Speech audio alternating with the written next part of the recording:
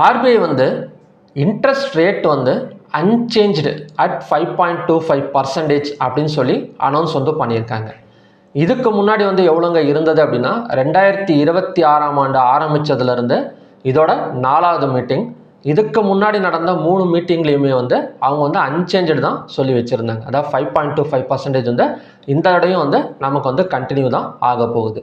சரி, இதை ஏன் இன்க்ரீஸும் பண்ணலை டிக்ரீஸும் பண்ணலை அப்படிங்கிறதுக்காக ஒரு ரீசன் வந்து அவங்க சொல்லியிருக்காங்க.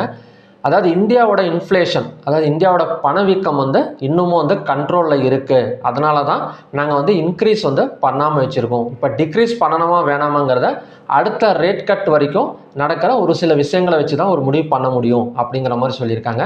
இந்த அன்சேஞ்ச்டு அட் 5.25%ங்கிறது ஹவுசிங் லோன் இஎம்ஐ வந்து அஃபெக்ட் ஆகுமா? எப்படி அஃபெக்ட் ஆகும் அப்படின்னா ஒன்றுமே அஃபெக்ட் ஆகாது. இதுக்கு முன்னாடி வந்து எவ்வளோ இஎம்ஐ வந்து பே பண்ணிட்டு இருந்தாங்களோ ஸோ அதே இஎம்ஐ வந்து அப்படியே வந்து கண்டினியூஷன் ஆகும். ஏன்னா இன்க்ரீஸ் பண்ணியிருந்தா இஎம்ஐ ஏறி இருக்கும், டிக்ரீஸ் பண்ணியிருந்தா இஎம்ஐ குறைஞ்சிருக்கும். பட் அன்சேஞ்சுன்னு வச்சிருக்கனால அதே இஎம்ஐ வந்து நம்ம பே பண்ணால் போதும்.